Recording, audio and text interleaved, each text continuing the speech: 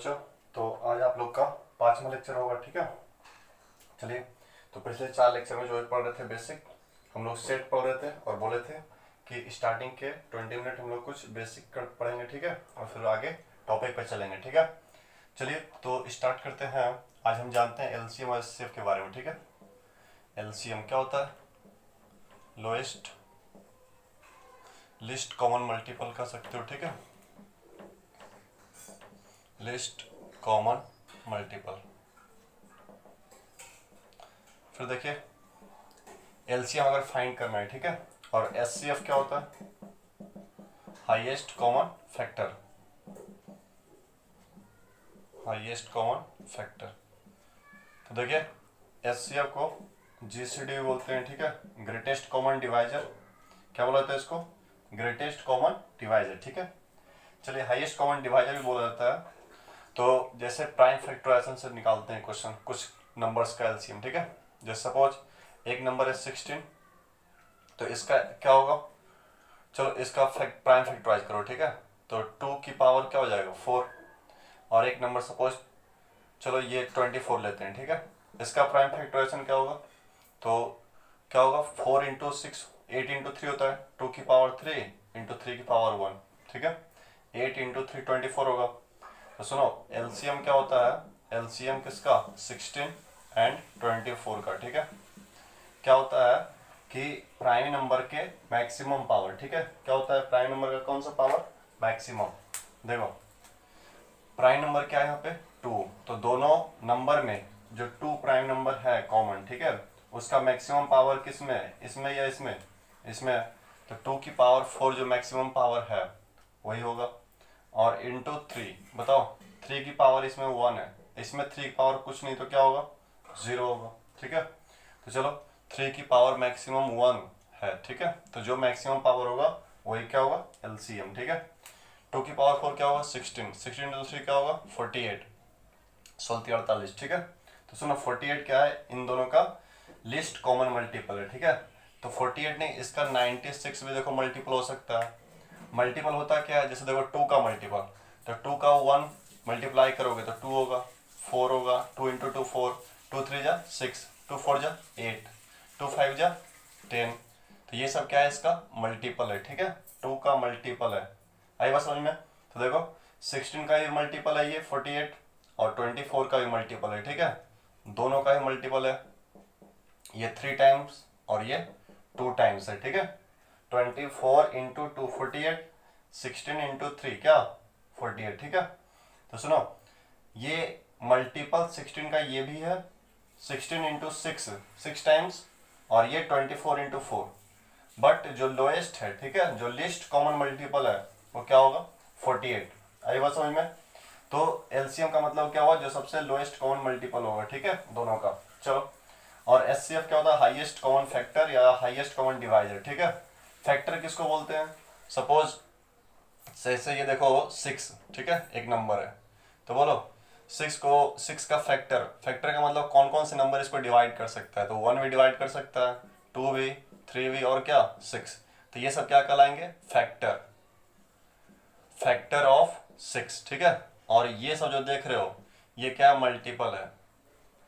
Multiple किसका?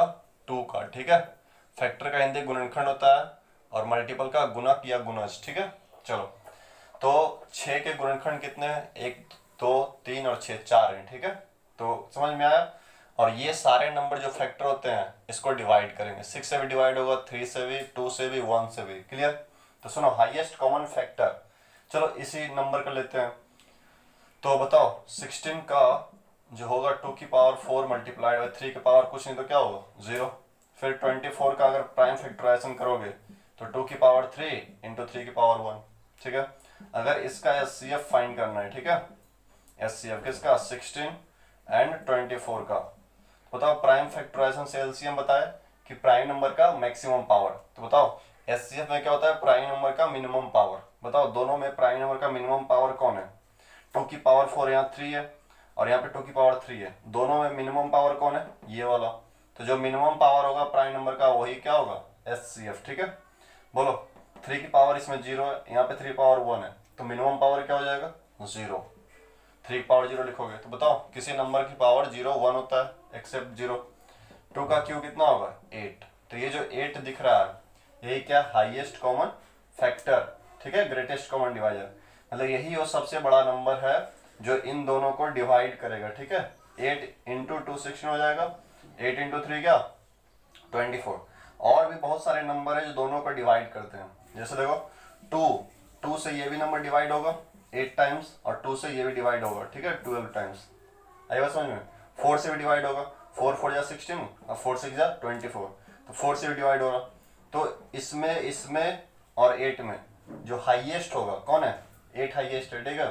तो जो हाईएस्ट होता है जो दोनों को डिवाइड करे, हाईएस्ट नंबर जो दोनों को डिवाइड कर सके, ठीक है, उसी को क्या बोला जाता है, एचसीएफ बोला जाता है, ठीक है। तो एलसीएम एचसीएफ प्राइम फैक्टराइजेशन से पढ़े हो बचपन में, निकालोगे। फैक्टर का मतलब क्या होता है, वो सारे नंबर जो किसी गिवन नंबर को डिवाइड कर सके, ठीक है।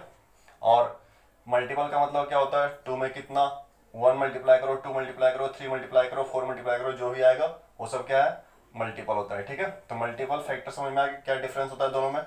चलो तो एलसीएम समझ में आया, एचसीएफ समझ में आया, चलो फिर देखते हैं।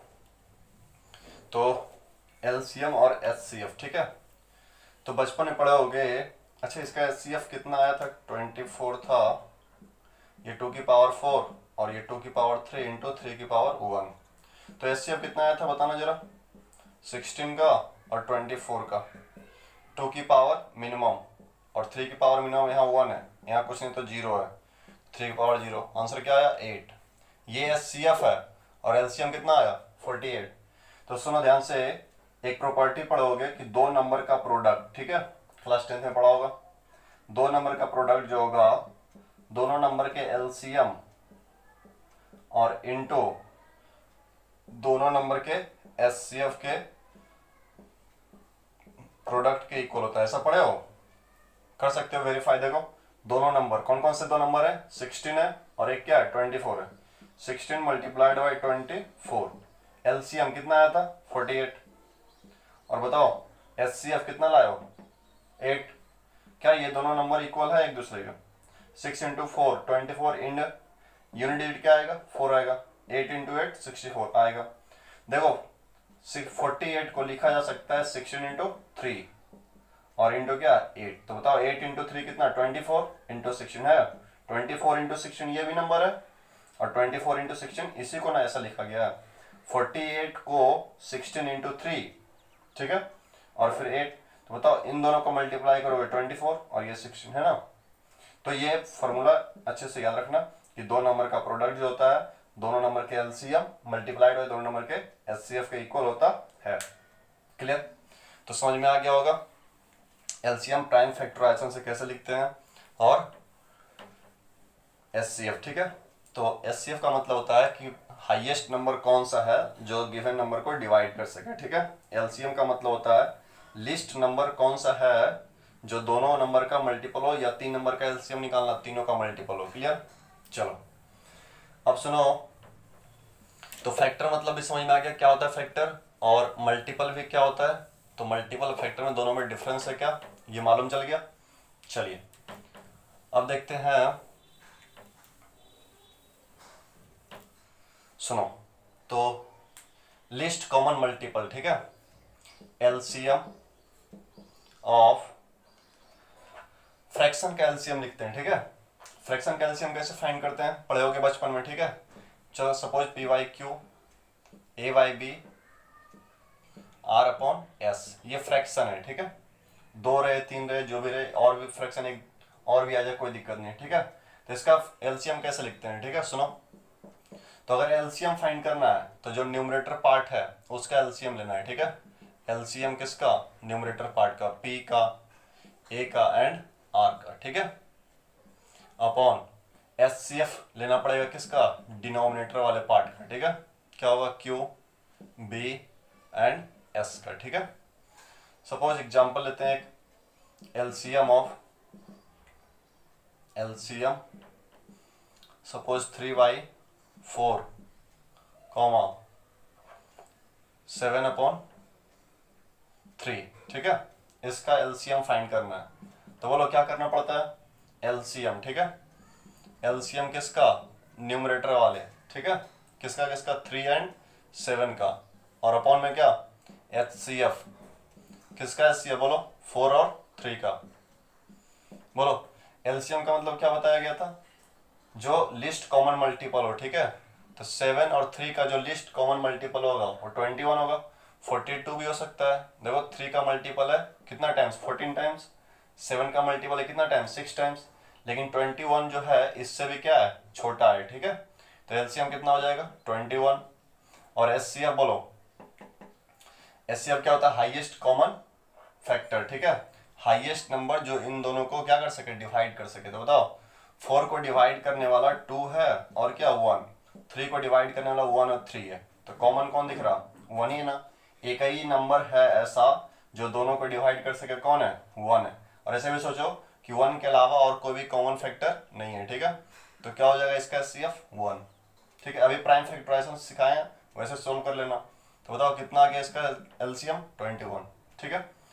चलो, और अगर एसी का लिखना होगा एचसीएफ, ठीक है, HCF of P upon Q, A upon B, R upon S, तो क्या करोगे, न्यूमरेटर वाले पार्ट का आपको एचसीएफ निकालना है, पी ए एंड आर, और एलसीएम लेना है, ठीक है, किसका, क्यू बी एंड एस का। क्लियर।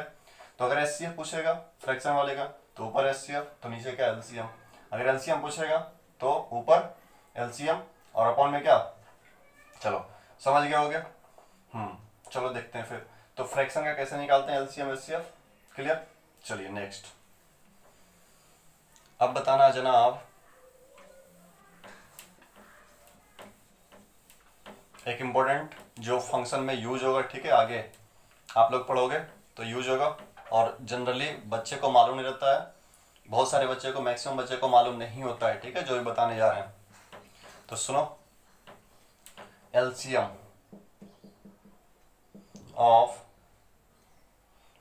ऑफ पाई एंड 3, बताना पाई और 3 का एलसीएम क्या होगा। तो बहुत सारे बच्चे क्या करते हैं, बहुत सारे बच्चे इसका बोलते हैं 3 पाई, ठीक है, जो कि क्या है, गलत है, ठीक है। तो सुनो, जैसे हम बताए थे गुरुजी अभी 16 का और 24 का एलसीएम, क्या बताए थे, एलसीएम 16 और किसका 24 का कितना आया था 48, क्या आया था 48 बताए थे। तो सुनो, लिस्ट कॉमन मल्टीपल, एलसीएम का मतलब क्या होता है, लिस्ट कॉमन मल्टीपल, ठीक है। तो बताओ ऐसा कौन सा नंबर है जो इसका ही मल्टीपल है और इसका ही मल्टीपल है छोटा, ठीक है, तो इसका मल्टीपल 96 भी हो सकता है। क्लियर। और देखो तो इसका मल्टीपल जो है 48 भी हो सकता है। तो सबसे छोटा जो मल्टीपल है 16 और 24 दोनों का, ठीक है, वो कौन सा है 48। 16 इंटू 3 कितना टाइम्स है बताना, कितना टाइम्स है 3 टाइम्स है, और ये कितना टाइम्स है 2 टाइम्स है, ठीक है। इसका 3 मल्टीपल है और इसका 2 टाइम्स मल्टीपल है, ठीक है।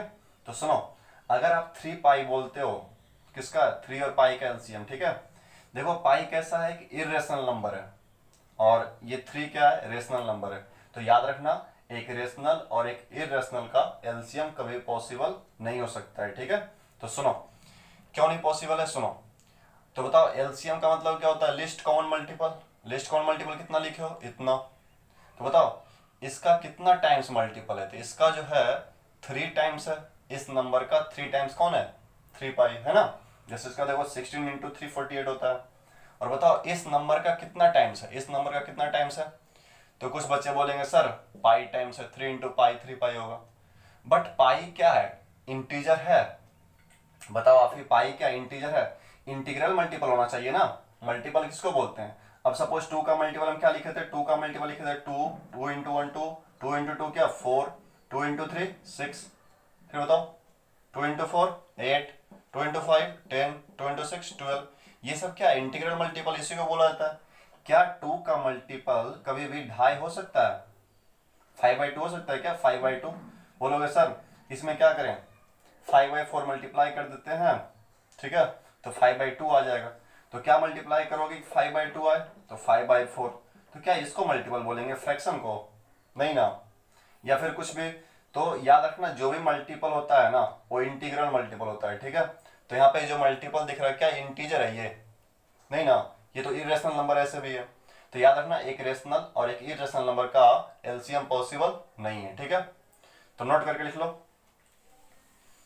क्या लिखोगे? एलसीएम नोट पॉइंट, ठीक है। ये बच्चे बहुत सारे नहीं जानते हैं, ठीक है, कुछ बच्चे जानते भी होंगे और ये जानना बहुत जरूरी है, ठीक है, क्योंकि आगे यूज होगा।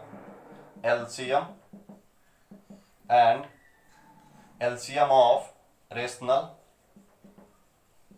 एंड इरेशनल, ठीक है, इज नॉट पॉसिबल, ठीक है। क्यों नहीं पॉसिबल है? क्लियर?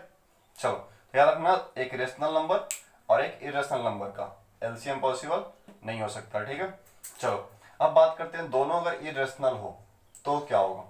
चलो तो देखो एग्जांपल पहले सोचते हैं, ठीक है।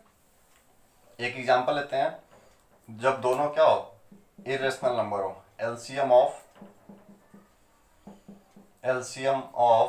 √2, 2√2, ठीक है। इसका एलसीएम पूछा जाए तो क्या होगा बताओ। तो देखो कुछ बच्चे बोलेंगे कि इसका आंसर सर होगा एलसीएम 2√2, बोलोगे। बहुत सारे बच्चे क्या बोलेंगे कि इसका एलसीएम क्या होगा 2√2। तो सुनो, क्या ये सही है 2√2?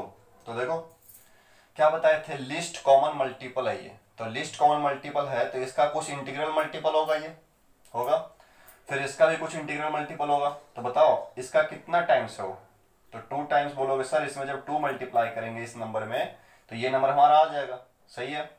फिर बताओ 2√2 में अगर आप 1 मल्टीप्लाई करोगे तो क्या आएगा 2√2 आएगा ना। तो क्या देख रहे हो, क्या बताया कि इंटीग्रल मल्टीपल होना चाहिए, ठीक है, एलसीएम जो भी होगा। तो बताओ इसका भी इंटीग्रल मल्टीपल है, इसका भी इंटीग्रल मल्टीपल है, तो ये 2√2 आंसर होगा, सही है। क्लियर? तो सुनो, तो जो बात कर रहे हैं एलसीएम ऑफ दोनों कैसा नंबर है, इरेशनल नंबर है, ये भी इरेशनल नंबर है और ये भी क्या इरेशनल नंबर। तो क्या हमेशा हमेशा इरेशनल नंबर पॉसिबल है? यहाँ पे देखो इरेशनल का एलसीएम पॉसिबल है। एक और एग्जांपल लेते हैं, बताना एलसीएम ऑफ √2 एंड 3√3, बताओ इसका एलसीएम क्या होगा। तो पता है क्या बोलेंगे कुछ बच्चे, बोलेंगे सर 3 भी होगा, √2 भी होगा और √3 भी होगा, ऐसा। चलो तो जैसे बताए थे कि इंटीग्रल मल्टीपल देख लो, लिस्ट कॉमन मल्टीपल होता है, तो इस नंबर का कितना मल्टीपल है ये, ठीक है, कितना मल्टीपल है ये। तो बताओ √2 का 3√3 टाइम्स होगा, 3√3 अगर इसमें मल्टीप्लाई करते हो आप, ठीक है, क्या मल्टीप्लाई करते हो 3√3, तब जा करके ये नंबर आएगा, आएगा कि नहीं। तो बताओ 3√3 का इंटीजर है? नहीं ना, इंटीजर है, तो क्या एलसीएम इसका पॉसिबल है? नहीं, एलसीएम पॉसिबल नहीं है। तो सुनो, तो दो irrational number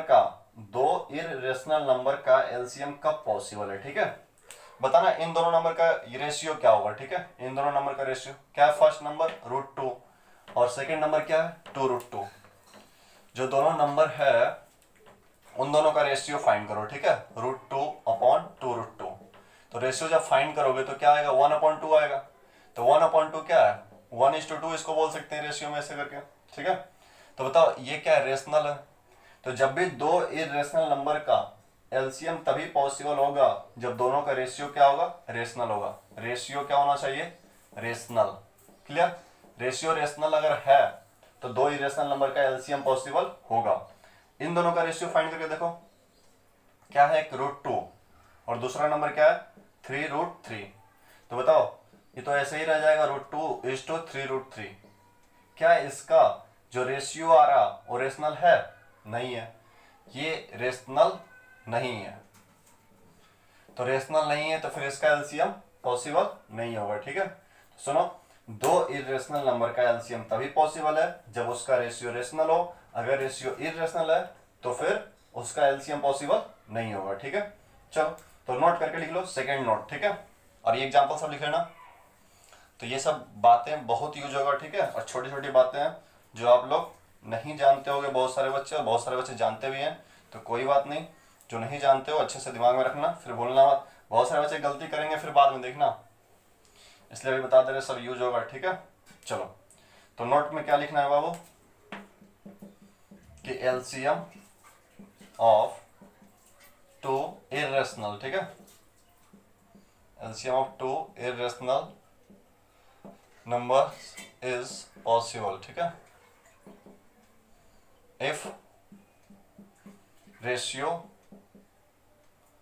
of their are क्या रेशनल, अगर रेशियो रेशनल है, ठीक है, अगर रेशियो दोनों इरेशनल नंबर का रेशियो अगर रेशनल है तो तभी उस नंबर का एलसीएम पॉसिबल है। और एलसीएम कैसे निकालते हैं कर लोगे, जैसे बताना, एक है √5 एक नंबर है और एक है 7√5, ठीक है।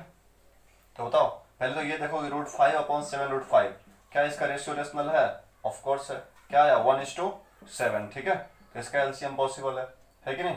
चलो तो याद रखना ये इंपॉर्टेंट फैक्ट्स था जो आपको मालूम होने चाहिए। चलो तो हम लोग सेट पे पढ़ते हैं, सेट पढ़ रहे थे, ठीक है।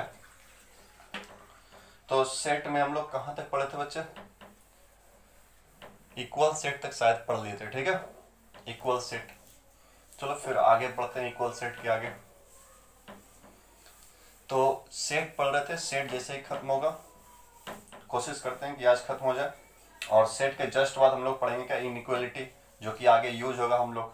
अभी जो ही बेसिक हम लोग पढ़ रहे हैं, ठीक है, ये हम लोग का ब्रिज तैयार हो रहा है, ठीक है, पुल, क्योंकि अगर लंका पे चढ़ाई करना है तो पहले उसके लिए क्या करना पड़ेगा, पुल तैयार करना पड़ेगा, ठीक है। ऐसा नहीं जय श्री राम करके पत्थर डालोगे पुल तैयार हो जाएगा, पढ़ना पड़ेगा, ठीक है। चलो तो इक्वल सेट हम लोग क्या पढ़े थे, दो सेट इक्वल तभी होगा इसका सारा एलिमेंट इसमें होना चाहिए, बताए थे, और इसका सारा एलिमेंट इसमें होना चाहिए, ऐसा बताए थे। चलो तो अब आगे नेक्स्ट टॉपिक जो है पढ़ना है एक सबसेट, ठीक है, बहुत इंपॉर्टेंट टॉपिक है, यूज होगा सबसेट, ठीक है। हिंदी मीडियम वाले क्या बोलते हैं इसको, उप समुच्चय, उप समुच्चय, ठीक है। चलो अच्छे से देखना इसको, ठीक है। इफ ए इज, ए क्या है, कोई सेट है, ठीक है, A is any set, A is a subset of B, यदि ए उप समुच्चय है किसका, बी का, ठीक है, यदि ए सेट बी का उप समुच्चय है, इफ सेट ए, ऐसे कर देना set A, if set A is a subset of set B, अगर सेट बी का सबसेट है then each element of set A is present in set B।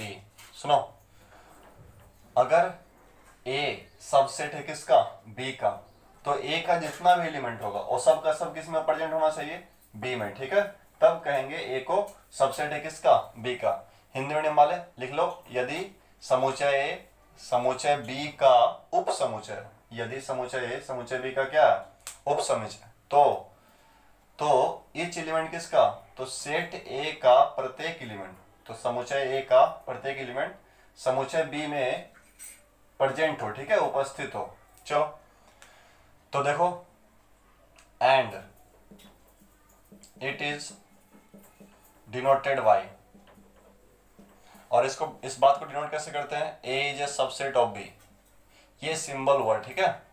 देखो और इसे सूचित किया जाता है, ये डब्बा लिख लेना, ठीक है, क्या पढ़ते हैं इसको, A is a subset of B, subset, ये सिंबल जो देख रहे हो क्या है, सबसेट है, क्या पढ़ोगे, A is a subset of set B, ठीक है। चलो तो इसका मीनिंग क्या हुआ, ए का सारा एलिमेंट किस में होगा, सेट बी में होगा। चलो एग्जाम्पल लेते हैं, ए का वैल्यू जो ए सेट है 1 2 3 और जो बी सेट है 1 2 3 4 5, ठीक है। तो बताना ए का सारा एलिमेंट बी में है, तो बोला जा सकता है कि ए क्या है, सबसेट किसका, सेट बी का। सेकंड एग्जांपल, ए अगर है 1 2 और बी है अगर ये भी 1 2 है, ठीक है, तो बताओ क्या ए सबसेट होगा बी का, क्या बताएं, सबसेट होने के लिए ए का सारा एलिमेंट किसमें होना चाहिए, बी में होना चाहिए, ठीक है। तो ए का सभी एलिमेंट बी में है, तो बोल सकते हैं कि ए क्या सबसेट है किसका, बी का। क्या बी ए का सबसेट होगा, हाँ होगा, क्योंकि बी का भी सारा एलिमेंट किसमें है, ए में है, तो बी को भी बोल सकते हैं बी भी क्या सबसेट है किसका, ए का। यहां बताना जनाब बी क्या सबसेट होगा ए का, क्या जवाब है तुम्हारा, हाँ बोलो। सबसेट का मतलब क्या होता है, ए अगर सबसेट है बी का तो ए का हर एक एलिमेंट बी में होना चाहिए। तो क्या बी सबसेट है ए का, मतलब बी का हर एक एलिमेंट है सेट ए में, तो जवाब होगा क्या, नहीं। चलिए समझदार हो आप लोग। तो बी सबसेट है ए का बोलना क्या है, गलत है, ऐसे सिंबल होता है, ठीक है। B is not a subset of A, मतलब बी जो है सेट ए का उपसमुच्चय नहीं है। क्यों नहीं है, क्योंकि सेट बी का हर एक एलिमेंट सेट ए में नहीं है। रीजन यहां दिखा सकते हो, क्योंकि फोर जो है सेट बी का एलिमेंट है, 4 belongs to set B, but 4 क्या इस सेट में है, नहीं, but 4 does not belongs to set A, इसलिए बी हमारा सबसेट नहीं होगा किसका, सेट ए का। क्लियर। चलिए तो आगे बढ़ते हैं सबसेट से रिलेटेड। चलो तो अगर सुनो ए का हर एक एलिमेंट अगर बी में है, ठीक है, और बी में एक भी ऐसा एलिमेंट है जो ए में नहीं है, तो उसको बोला जाता है प्रॉपर सबसेट। जैसे देखो ए का हर एक एलिमेंट बी में है और बी में एक भी ऐसा एलिमेंट मिल गया जो ए में नहीं है, तब ए कहलाता है प्रॉपर सबसेट किसका, बी का, ठीक है। Third point, if A is a proper subset, A is a proper subset of B, then क्या होगा, each element, then at least one element of B, at least one element of B does not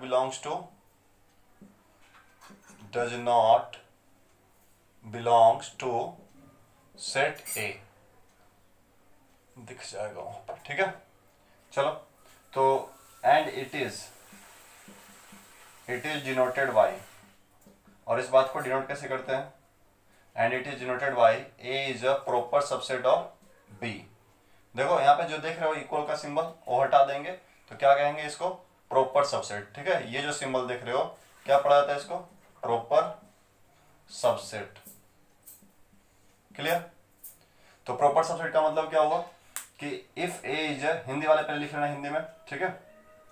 यदि ए proper subset का हिंदी होता है उचित उपसमुच्चय, ठीक है। यदि समुच्चय ए सेट बी का प्रॉपर सबसेट है तो सेट बी का कम से कम, सेट बी का कम से कम एक ऐसा एलिमेंट होगा, एक ऐसा मेंबर होगा, एक ऐसा सदस्य होगा किसका, सेट बी का। सेट बी का एक ऐसा मेंबर होगा, एक ऐसा एलिमेंट होगा जो सेट ए से बिलोंग नहीं करता है, ठीक है। एंड इट इज नोटेड, मतलब और इससे सूचित किया जाता है A is proper subset of B, ठीक है। ए जो है बी का उचित उपसमुच्चय है। इसका मीनिंग क्या हुआ कि ए का, सपोज ए का एलिमेंट है ए और बी, और बी सेट का जो एलिमेंट है ए बी सी, तो बताओ सेट बी में एक ऐसा एलिमेंट सी है जो सेट ए से बिलोंग नहीं करता है, ठीक है। तो बोला जा सकता है कि A is a proper subset of क्या, बी। बताना नेचुरल नंबर जो है क्या प्रॉपर सबसेट होगा होल नंबर का, बोलोगे हाँ सर, क्यों, क्योंकि नेचुरल नंबर 1 2 से स्टार्ट होता है, 1 से स्टार्ट होता है, ठीक है, और इनफाइनाइट। और होल नंबर क्या होता है, 0 से स्टार्ट होता है, 0 1 2 डॉट डॉट डॉट। तो बताओ 0 इस सेट का एक ऐसा एलिमेंट है जो इस सेट में नहीं है, तो बोल सकते हैं नेचुरल नंबर एक प्रॉपर सबसेट होगा किसका, होल नंबर का। बताना होल नंबर क्या प्रॉपर सबसेट होगा, इंटीजर का, ऑफ कोर्स होगा, ठीक है। ये भी होता है होल इंटीजर, और इंटीजर इसका नेगेटिव भी होता है, ठीक है। तो इसका इंटीजर में एक ऐसा एलिमेंट है, इंटीजर नेगेटिव भी होता है -1, जो कि होल नंबर नहीं है, ठीक है। चलो तो प्रॉपर सबसेट क्या होता है समझ में आ गया। चलिए देखो, और सुपर सेट एक बोलते हैं, ठीक है। इसी को बोल सकते हैं कि बी जो है सुपर सेट है किसका, ए का, ठीक है। यानी बी जो है सेट ए को रखता है, मतलब सेट ए का हर एक एलिमेंट अगर बी में है और अगर ऐसा है, ठीक है, एक भी एलिमेंट बी में अगर होगा ऐसा जो ए में नहीं है, तो बोल सकते हैं, इसी पॉइंट को ऊपर लिख रहे हैं, ठीक है, and it is also called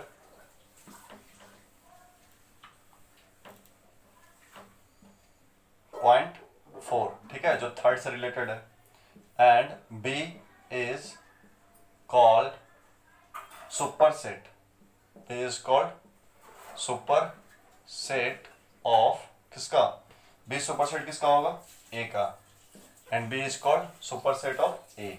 super set का मतलब क्या होगा कि सबसे बड़ा सेट ए ही है, ठीक है, ए क्या है, ए का सारा एलिमेंट इसमें होगा, आई बात समझ में, B is called super set of A. चलो तो इस बात को याद रखना।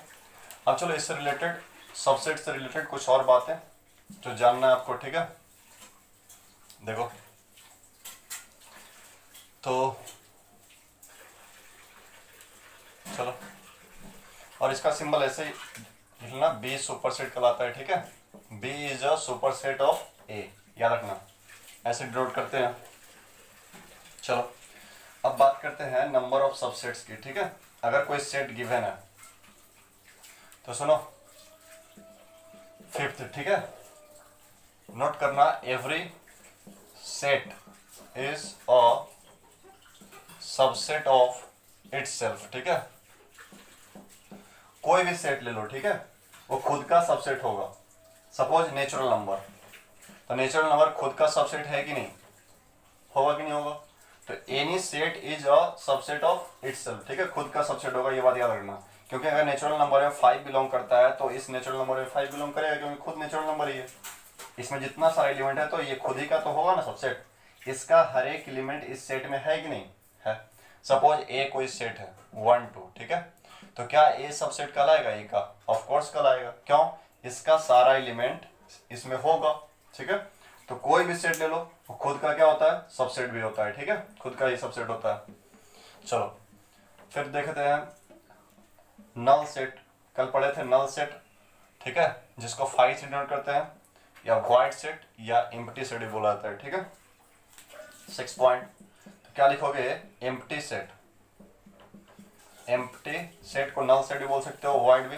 Empty set is a subset of every set, जितने भी सेट हैं, ठीक है, वो सभी का सबसेट होगा कौन, एम्प्टी सेट।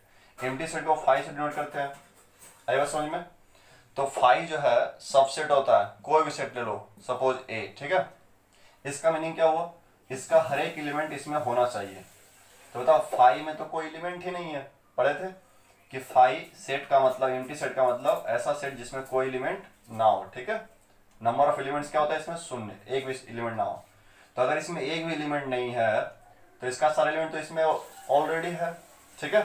अगर सपोज इसमें 5 रहता तो हमको देखना पड़ता कि 5 इसमें है या नहीं, बट इसमें तो कोई एलिमेंट ही नहीं है, तो फिर देखने की जरूरत ही नहीं है, तो इसका मतलब ये सबसेट इसका होगा, ठीक है। चलो तो याद रखना, एम्प्टी सेट जो है सभी सेट का क्या होता है, सबसेट होता है, और एवरी सेट, कोई भी सेट ले लो, खुद का क्या होता है, सबसेट होता है, ठीक है। चलिए अब देखते हैं नंबर ऑफ सबसेट, ठीक है, number of subset, subsets of any set, ठीक है। तो सुनो, सपोज कोई सेट लेते हैं, ठीक है, सपोज 1, एक सेट है जिसके कितने एलिमेंट है, एक ही एलिमेंट है, चलो एलिमेंट ए लेट करते हैं, ठीक है, तो हमको इस सेट के सबसेट लिखना है, ठीक है, तो सबसेट बताए थे कि कोई भी सेट हो खुद का सबसेट होता है, तो इसका सबसेट क्या लिख सकते हैं, subset of set A, set ए का सबसेट अगर लिखना है हमको, तो बाबू एक हम यही लिख दें तो कोई दिक्कत नहीं ना, क्योंकि कोई भी सेट, इसका सारा एलिमेंट इसमें है कि नहीं है, कहोगे है। फिर दूसरा देखो क्या बताए थे कि 5 जो होगा, एम्प्टी सेट जो होगा वो हर एक सेट का सबसेट होगा, तो 5 भी है कि नहीं, तो देखो सेट एक ऐसा एलिमेंट है जिसमें एक एलिमेंट है, तो उसके कितने सबसेट होंगे, 2, कौन कौन सा, एक खुद होगा और एक एम्प्टी सेट होगा, क्लियर। चलो फिर अगर फर्स्ट था ये, ठीक है, बताओ अगर सेट ए एम्प्टी सेट होता, मतलब कोई भी एलिमेंट नहीं होता, ठीक है, तो इसका सपोज बी, इसको लेट कर लेते हैं, तो बताना सबसेट ऑफ बी, बी का सबसेट क्या होगा बताना, तो बी का जो सबसेट होगा एक तो यही होगा फाइव, ठीक है, फाइव बोलो चाहे ऐसा लिखो, ठीक है, दोनों सेम चीज है, फर्क सिर्फ इतना है कि ये सेट बिल्डर फॉर्म में और ये रोस्टर फॉर्म और टेबलर फॉर्म में, ठीक है। चलो, तो क्या बोले कि फाइव सेट हर एक सेट का सबसेट होगा, तो एक तो फाइव हो गया इसका होगा, और एक खुद, तो खुद भी तो फाइव है ना, तो एक ही होगा, तो इस सेट के कितने सबसेट हुए, एक, ठीक है। चलो एक और एग्जांपल लेते हैं, थर्ड। सपोज सी एक सेट ले रहे हैं, ठीक है, जिसमें कितने एलिमेंट है, दो एलिमेंट है, कौन कौन, वन और टू। तो इसका सबसेट देखना अपन को, सबसेट ऑफ सी, बताना सी का सबसेट अगर देखना है तो बताओ क्या क्या इसका सबसेट होगा, ठीक है। तो आप लोग जानते हो बच्चे, दो सेट तो जानते हो, लिख ही सकते हो, कौन कौन, एक कौन सा, एक average set is a subset of itself, एक तो खुद यही होगा, कौन, वन टू ही इसका क्या होगा, सबसेट होगा। फिर दूसरा क्या, दूसरा जो है एक एम्प्टी सेट होगा, मतलब फाइव। दो सेट तो तुम ऑलरेडी जानते हो कि एक एम्प्टी सेट है, एक खुद, दोनों क्या है, इसका सबसेट है, ये इसका सबसेट है, मतलब इसका हर एक एलिमेंट इसमें है, हाँ है। चलो और क्या होगा, इसमें दो एलिमेंट, अगर एक एलिमेंट हम ले लें इसी का, ठीक है, तो एक एलिमेंट वाला जो सेट होगा वो भी क्या होगा, इसका सबसेट होगा। क्या ये सेट इसका सबसेट है, हाँ है, क्योंकि इसका हर एक एलिमेंट इसमें है। बताना ये वाला सेट जो है क्या इसका सबसेट होगा, होगा, क्यों, क्योंकि इसका एलिमेंट इसमें है। तो बताओ अगर दो एलिमेंट है सेट में तो उसके कितने सबसेट हो गए, चार, एक दो तीन चार, ठीक है। चलो कुछ और देखते हैं, अगर number of elements in set ए, अगर सेट में एलिमेंट की संख्या यहाँ पे कितना, दो लिए थे ना, सपोज अगर थ्री एलिमेंट रहा, ठीक है, कितने एलिमेंट रहे, थ्री। तो देखते हैं, अगर number of elements in set A is equal to three, then find how many number of subsets of this set, ठीक है। चलो तो देखो थ्री हुआ, फोर्थ देखो, अगर सपोज कोई सेट डी है, ठीक है, उसमें एलिमेंट है वन टू थ्री, क्या एलिमेंट, वन टू थ्री, ठीक है। चलो तो अगर वन टू थ्री है, ठीक है, तो इसके सबसेट अगर अपन को लिखना है, सबसेट ऑफ डी, ठीक है, सबसेट ऑफ डी, ये जो डी सेट है इसका सबसेट अपन को लिखना है। तो बताओ गुरुजी, बोलोगे सर एक तो फाइव लिख दीजिए, ठीक है, बोलोगे सर एक एक करके लिख लीजिए, एक अगर एलिमेंट इसका लिख लेते हैं तो ये वाला भी सेट इसका सबसेट है, क्योंकि इसका हर एक एलिमेंट इसमें होगा। कोई बच्चा बोला सर ये भी तो होगा, हम बोले हाँ ये भी सबसेट होगा, बोलेगा कोई थ्री भी होगा, हाँ होगा। एक बच्चा पूछ रहा है सर क्या वन टू इसका सबसेट होगा, ऑफ कोर्स होगा, क्योंकि वन टू जो एलिमेंट है इसका इसमें मौजूद है, क्लियर। कोई बच्चा बोला सर टू थ्री होगा क्या, तो ऑफ कोर्स होगा ये भी, और क्या होगा, हाँ सही है, वन थ्री भी होगा, और कुछ होगा।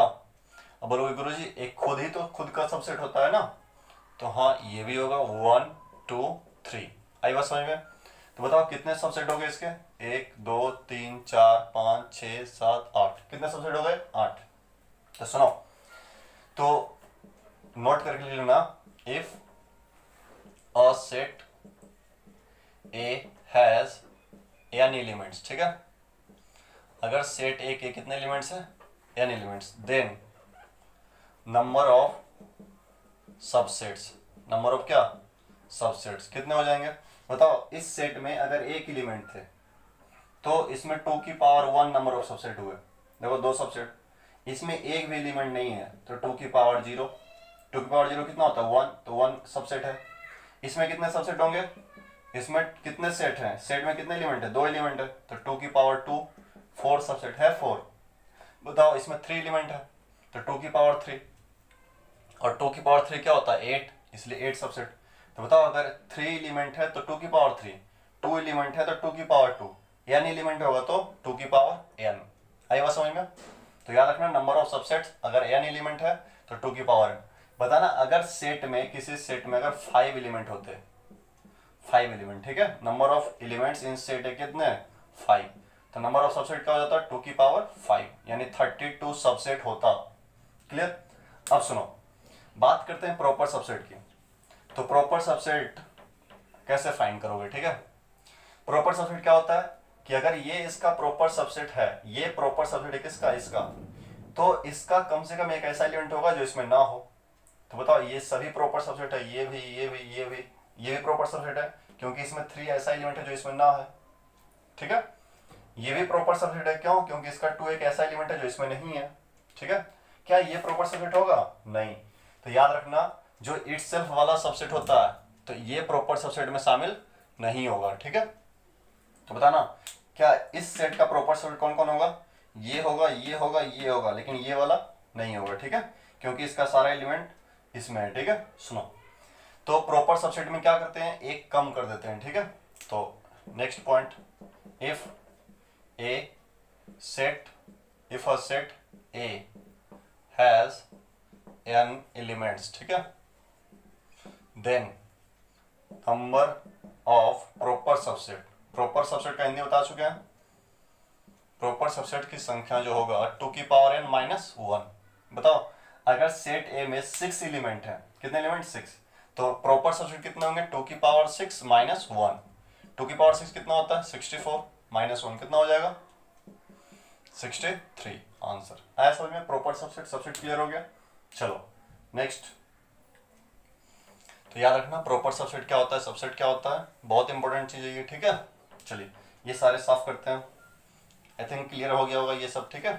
तो कुछ भी नहीं है, बहुत सिंपल है, बस इसलिए एक बार पढ़ रहे हैं कि सब यूज होगा, ठीक है। चलो, तो ये सब छोटी छोटी बातें याद रखना। कल डिविजिबिलिटी रूल पढ़ेंगे हम लोग बेसिक के तौर पर, ठीक है। आज हम लोग एलसीएम एचसीएफ देख लिए जो कि बहुत इंपॉर्टेंट था। ऐसे ही थोड़े थोड़े 10 मिनट या 15 मिनट या 20 मिनट स्टार्टिंग के हम लोग डेली क्या करेंगे, बेसिक कुछ ना कुछ पढ़ते रहेंगे, जो आपको सीखना बहुत जरूरी है। कुछ बच्चे को मालूम होगा और कुछ बच्चे को मालूम नहीं होगा, फिर भी हमको पढ़ाना है, ठीक है। और आगे यहाँ से अब टॉपिक, इसके बाद इनइक्वलिटी स्टार्ट कर देंगे, फिर लॉगरिथम, फिर ट्रिग्नोमेट्री, ठीक है। चलो, तो सबसेट, प्रॉपर सबसेट क्या होता है ये क्लियर हो गया होगा। अब आइए जानते हैं पावर सेट, ठीक है। तो सुनो, पावर सेट क्या होता है?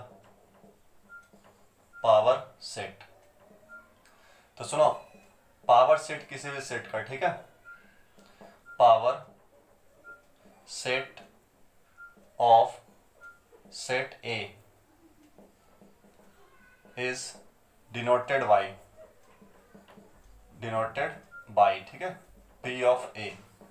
याद रखना, किसी भी सेट का पावर सेट, अगर ए सेट है तो उसके पावर सेट को पी ए से डिनोट करते हैं, ठीक है। पावर सेट होता क्या है? पावर सेट सेट है कि जितने भी सबसेट हैं, ठीक है, उस सारे का कलेक्शन को बोला जाता है क्या? पावर सेट, ठीक है। तो क्या होता है?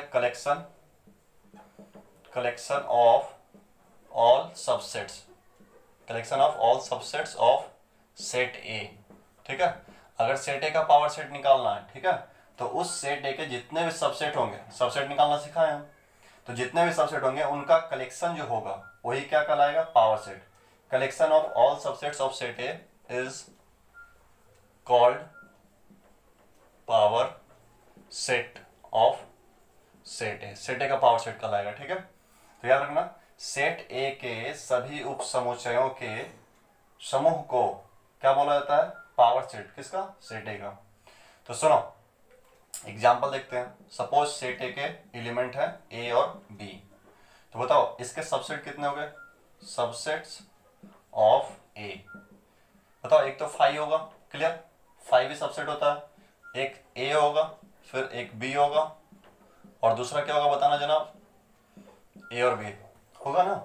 चलो, तो इन सारे सबसेट का जो कलेक्शन होगा, मतलब सेट के टर्म में अगर इसको लिखेंगे, ठीक है, तो उसी को बोला जाता है power set. Power set of set A, power set of set ए क्या होगा? कलेक्शन किसका? सेट ए के सबसेट का। तो सबसेट कौन कौन है? 5, और कौन? ए, और कौन? बी, और ए बी, ठीक है। तो ये सब क्या है? कलेक्शन है किसका? सबसेट्स का। किसका सबसेट? सेट ए का। तो उसका जो कलेक्शन होगा वही कहलाता है क्या? Power set. तो नोट करके लिख लेना, number of power subset, number of elements in power set क्या होगा? जितने 2 की पावर n ही होगा, ठीक है। तो देखो, if set A has n elements, अगर सेट ए के n एलिमेंट्स हैं, ठीक है, then number of elements in power set of set A, ठीक है, क्या हो जाएगा बताना? 2 की पावर n हो जाएगा। क्यों? पावर सेट होता क्या है बच्चे? ये जो देख रहे हो पावर सेट क्या होता है, कलेक्शन होता है सबसेट का, किसका, सेट ए का, ठीक है। तो सेट ए में कितने एलिमेंट हैं, एन एलिमेंट है, तो एन एलिमेंट है तो सबसेट कितना होता है इसका, 2 की पावर n। तो जितना नंबर ऑफ सबसेट होता है उतना ही नंबर ऑफ पावर सबसेट का एलिमेंट होगा, ठीक है, उतना ही पावर सेट का एलिमेंट होगा, क्योंकि पावर सेट क्या होता है, कलेक्शन ऑफ ऑल सबसेट। तो जितने भी सबसेट क्या होते हैं 2 की पावर n बताए थे नंबर ऑफ सबसेट, ठीक है। तो 2 की पावर n एलिमेंट इसके भी होंगे, देखो 1 2 3 4, 4 एलिमेंट, सॉरी 2 एलिमेंट थे तो 2 की पावर 2 है ना। पावर सेट के कितने एलिमेंट हैं, 4। क्लियर, चलो पावर सेट कंप्लीट हो गया। नेक्स्ट अब आते हैं यूनिवर्सल सेट पे, ठीक है। चलो फिर यूनिवर्सल सेट, फिर यूनियन ऑफ सेट, फिर इंटरसेक्शन, फिर डिसजॉइंट डिफरेंस, ठीक है। चलो तो ये सब जानना बहुत जरूरी है, बेसिक, ठीक है। पावर सेट क्लियर हो गया। अब आगे आते हैं यूनिवर्सल सेट। यूनिवर्सल सुनो, नाम से ही लग रहा है यूनिवर्सल मतलब सबसे बड़ा, ठीक है। चलो जैसा नाम है वैसा ही काम है यूनिवर्सल का। देखो यूनिवर्सल, यूनिवर्सल सेट, ठीक है। यूनिवर्सल सेट को यू से डिनोट करते हैं, ठीक है। It is denoted bye you, यहाँ लिख दिए हैं, अलग से लिखने की जरूरत नहीं है, ठीक है। तो सुनो यूनिवर्सल सेट किसको बोलते हैं, बड़े वाले सेट को। मतलब क्या हुआ कि जितने भी सेट हैं वो सारे सेट सबसेट होंगे किसका, यूनिवर्सल सेट का, ठीक है। चलो जैसे देखो नेचुरल नंबर एक सेट है, होल नंबर एक सेट है, ठीक है, रियल नंबर एक सेट है। इन सभी का अगर लिखें हम क्या, जो ऐसा सेट लिखें ये सब जिसका सबसेट कहलाता है। कॉम्प्लेक्स नंबर एक ऐसा सेट है, ये भी सबसेट होगा इसका, ये भी सबसेट होगा। कॉम्प्लेक्स नंबर के बारे में पढ़ाए थे, ठीक है। कॉम्प्लेक्स नंबर क्या होता है, एक्स प्लस आयोटा वाई के फॉर्म में। सारे रियल नंबर और सारे इमेजिनरी नंबर वो सब के सब क्या होते हैं, कॉम्प्लेक्स नंबर होते हैं। तो बताओ ये भी रियल सब रियल नंबर है, तो ये भी इसका सबसेट होगा, ये भी सबसेट होगा। कोई भी रियल नंबर लिखो ये कॉम्प्लेक्स नंबर है। जैसे सपोज नेचुरल नंबर एक 5 लिखो, तो 5 प्लस आयोटा इंटू 0, क्यों, एक्स वाई रियल होता है, तो आयोटा क्यों नहीं दिख रहा है, क्योंकि यहाँ पे बाई क्या है, 0 है, तो ये भी कॉम्प्लेक्स नंबर होगा, ठीक है। तो ये किसका सबसेट है, कॉम्प्लेक्स नंबर का, ये भी किसका सबसेट है, कॉम्प्लेक्स नंबर का, ठीक है। तो इसको बोला जा सकता है जो कॉम्प्लेक्स नंबर होगा वो यूनिवर्सल सेट इसके रिस्पेक्ट में, ठीक है, यानी सबका बाप कह सकते हो, ठीक है। तो यूनिवर्सल सेट का मतलब क्या होता है, सुपर सेट भी बोल सकते हैं, ठीक है, सुपर सेट भी, ठीक है। चलो तो यूनिवर्सल सेट का मतलब समझ में आया। यूनिवर्सल सेट को रेक्टेंगल के थ्रू दिखाते हैं, ठीक है, वेन डायग्राम में। तो देखो universal set, universal set is a super set कह सकते हो, ठीक है, is a set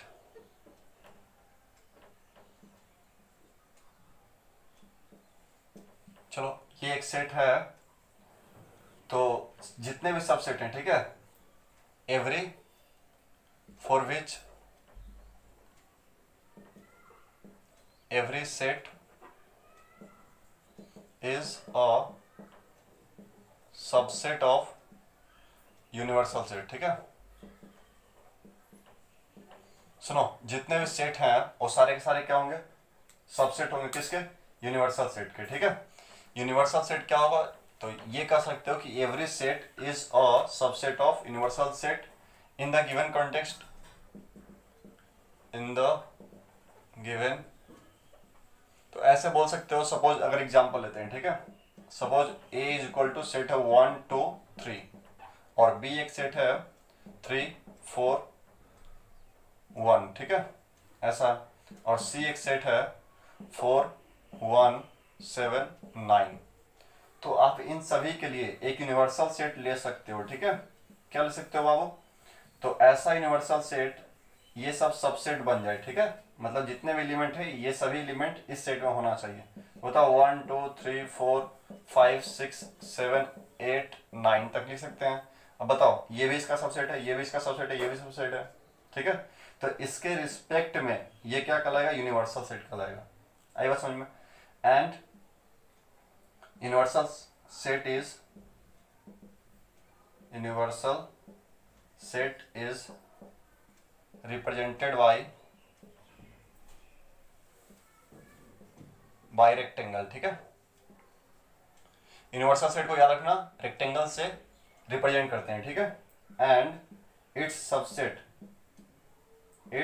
subset is represented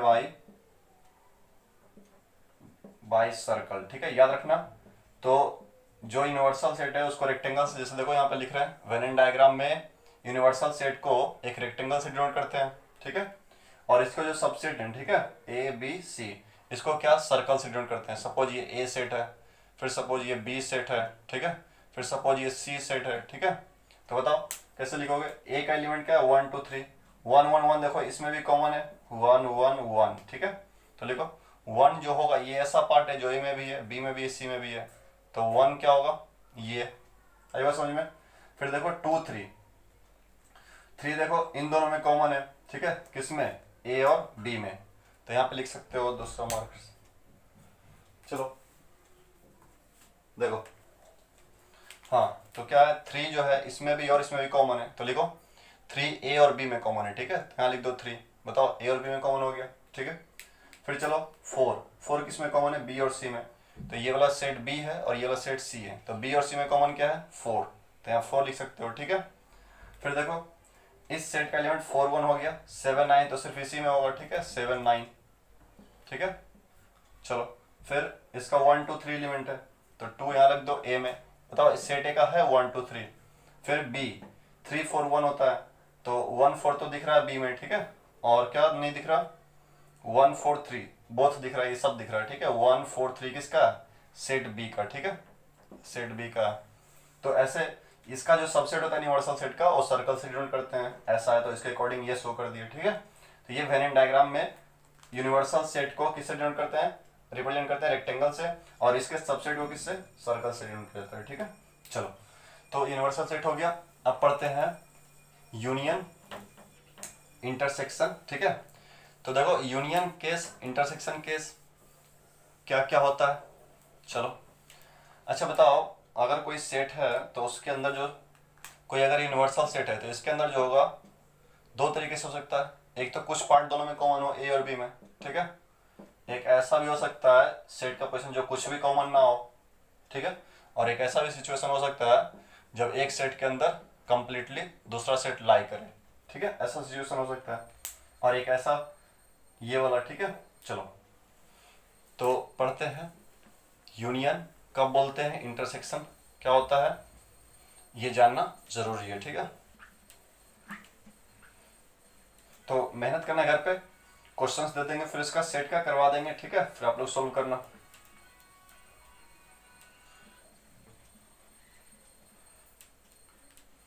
चलो देखो तो यूनियन ऑफ सेट पढ़ लेते हैं, ठीक है, यूनियन ऑफ सेट्स। चलो union of two sets A and B is denoted by A union B। ये सिंबल है किसका, A यूनियन B का, ठीक है। तो सुनो A यूनियन B होता क्या है, A यूनियन B को डिफाइन कैसे करते हैं, A यूनियन B क्या पढ़ोगे इसको, A यूनियन B क्या होता है, A यूनियन B का कोई एक एलिमेंट होगा X सच दैट, ठीक है। A यूनियन B का कौन सा एलिमेंट है X, वो सारे एलिमेंट, ठीक है, जो या तो सेट ए से बिलोंग करते हैं, x belongs to set A, इधर x belongs to set A और x belongs to set B, ठीक है।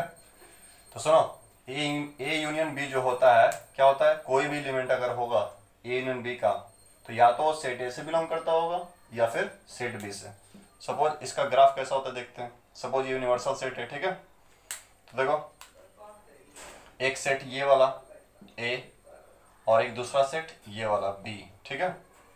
तो देखो यूनियन का मतलब क्या हुआ, वो एलिमेंट या तो इससे बिलोंग करता हो, ठीक है, या फिर इससे बिलोंग करता हो, ठीक है, और या फिर दोनों में क्या हो, कॉमन हो। तो देखो ये पूरे को क्या बोला जाएगा, ए यूनियन बी। अगर सपोज कोई एलिमेंट है, सपोज एक एग्जांपल ले रहे हैं 5 है 4 है 3 है, ठीक है। तो देखो 5 सेट ए से बिलोंग कर रहा है, 5 4 4 3 किससे, सेट बी से, ठीक है। तो बोलो ए यूनियन बी अगर निकालना हो, सेट ए अगर है 5 4, ठीक है, एग्जांपल दे रहे हैं, सेट बी अगर क्या 4 3, तो ए यूनियन बी होगा क्या, सुनो ध्यान से, क्या बोले, ए यूनियन बी ऐसा एलिमेंट जो या तो सेट ए से बिलोंग करता हो या तो सेट बी से। तो बताओ क्या 5 होगा, आंसर होगा, क्यों कि 5 तो सेट ए से बिलोंग कर रहा है। क्या 4 होगा ए यूनियन बी में, होगा। क्या बोले कि ए यूनियन बी में वैसे एलिमेंट जो या तो सेट ए से बिलोंग करता होगा या तो सेट बी से या फिर कॉमन में हो, ठीक है, तो 4 भी होगा। क्या 3 होगा, हाँ 3 होगा, क्यों, चाहे इससे बिलोंग करे सेट ए से या फिर क्या सेट बी से, तो 3 भी होगा। ये इसको बोलते हैं क्या, ए यूनियन बी। चलो एक और एग्जांपल, ठीक है, सपोज अगर नेचुरल नंबर है, ठीक है, नेचुरल नंबर पता है क्या होता है, 1 से स्टार्ट 1 2 3 डॉट डॉट डॉट, और एक होल नंबर कहां से स्टार्ट होता है, 0 से 0 1 2 3 डॉट डॉट डॉट, ठीक है। तो बताओ इसका अगर यूनियन लेना है, नेचुरल नंबर और किसका, होल नंबर का, तो बताओ क्या हो जाएगा, क्या 0 एलिमेंट आएगा, आएगा, क्यों, यूनियन का मतलब क्या होता है, या तो इससे बिलोंग करे या फिर इससे बिलोंग करे। क्या 1 होगा, होगा, दोनों में भी है। 2 होगा, 2 भी होगा, 3 भी होगा, होगा कि नहीं होगा। तो बताओ नेचुरल नंबर का और होल नंबर का जो यूनियन होगा, खुद एक क्या होगा, होल नंबर होगा। आई बात समझ में। तो यूनियन क्या होता है समझ में आ गया, या तो इससे बिलोंग करता होगा वो एलिमेंट या फिर इससे एलिमेंट बिलोंग करता होगा, ठीक है। चलो यूनियन समझ में आ गया। ये यूनियन का फोटो है, पूरे कवर जो पूरा एरिया है ना शेडेड पार्ट, इसको बोला जाता है पूरे को, इस पूरे एलिमेंट को, ठीक है, क्या बोलते हैं, ए यूनियन बी। आई बात समझ में। चलिए इंटरसेक्शन बात करते हैं, ठीक है,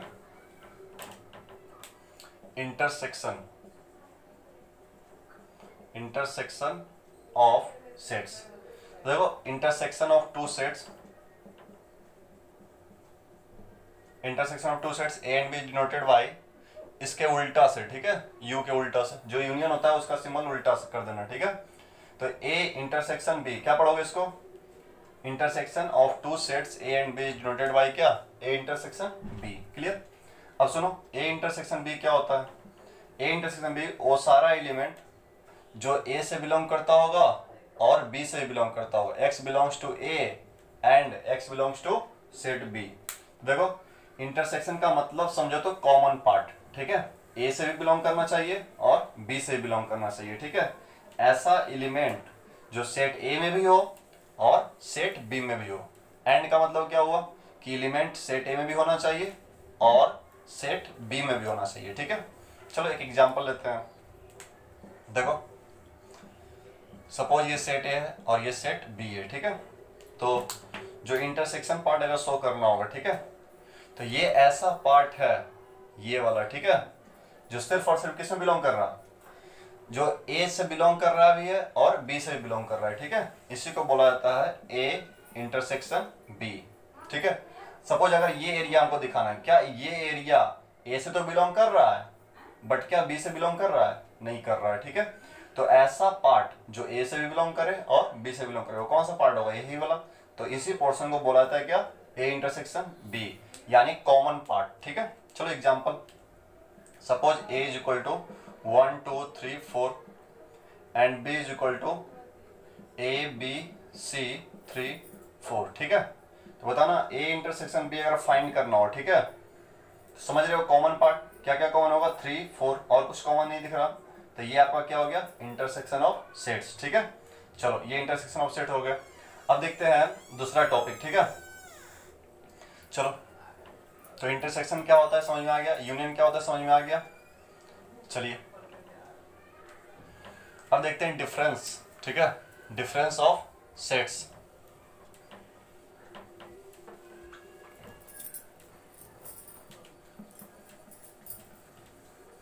बोर्ड साफ करने में थोड़ा प्रॉब्लम होता है।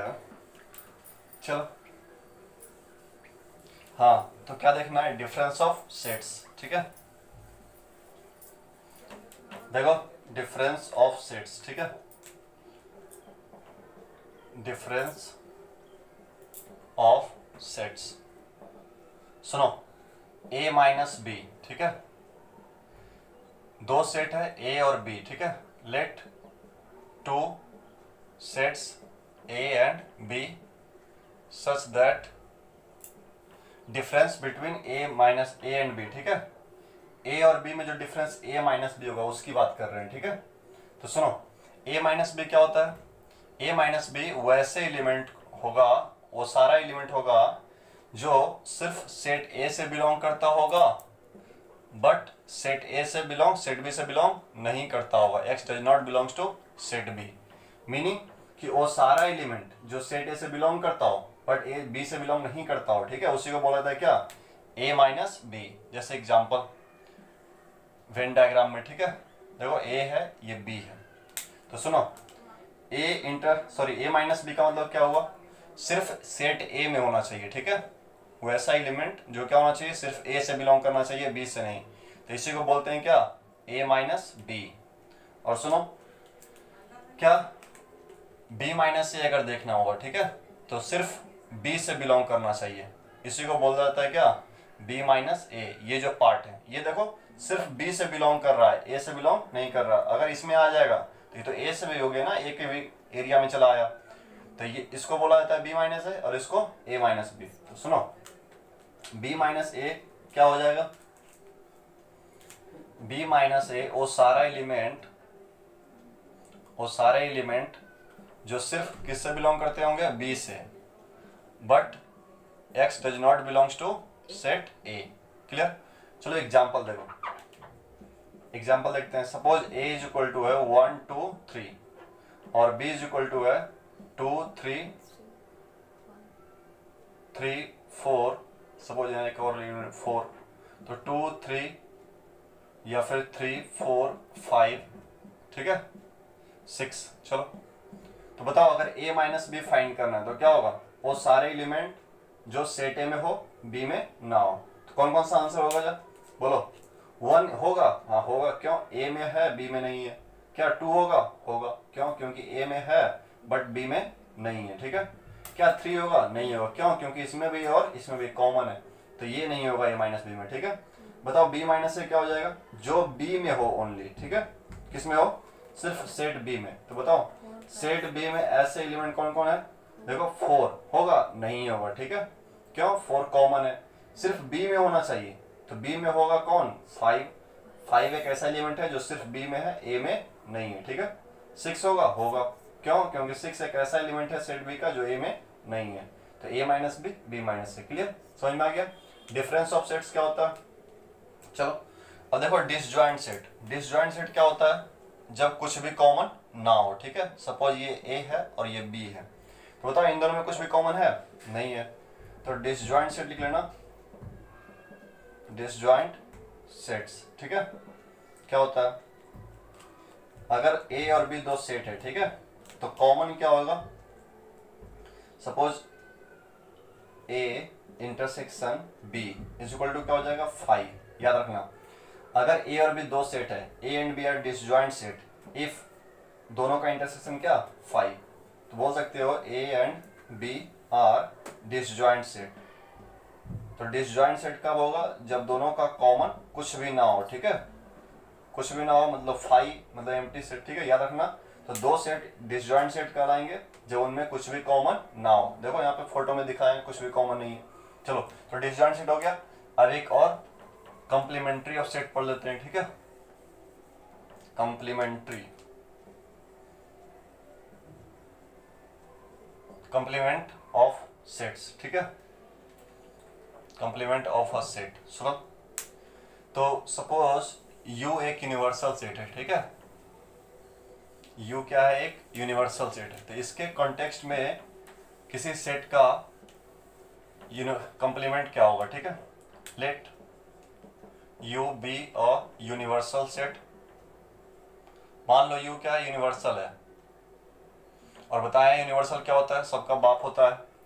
Let U be a universal set and A be a set such that, इस प्रकार से है ये सेट A कि A क्या होगा? सबसेट होगा, प्रॉपर सबसेट किसका? यूनिवर्सल सेट का, ठीक है। A क्या है? प्रॉपर सबसेट है किसका? तो यूनिवर्सल सेट का। तो अगर दिखाएं वेन डायग्राम करके, ठीक है, तो देखो, तो ये मान लो यूनिवर्सल सेट है, ठीक है, U, और यूनिवर्सल सॉरी ये एक A सेट है, ठीक है, क्या ये? Set A। तो देखो सेट A क्या है? प्रॉपर सबसेट है किसका? यूनिवर्सल सेट का। तो इसका कॉम्प्लीमेंट क्या होगा? ठीक है, अगर सेट ए है and A be a set, then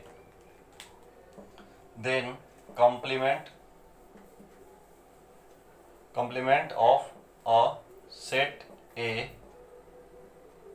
of set A is denoted by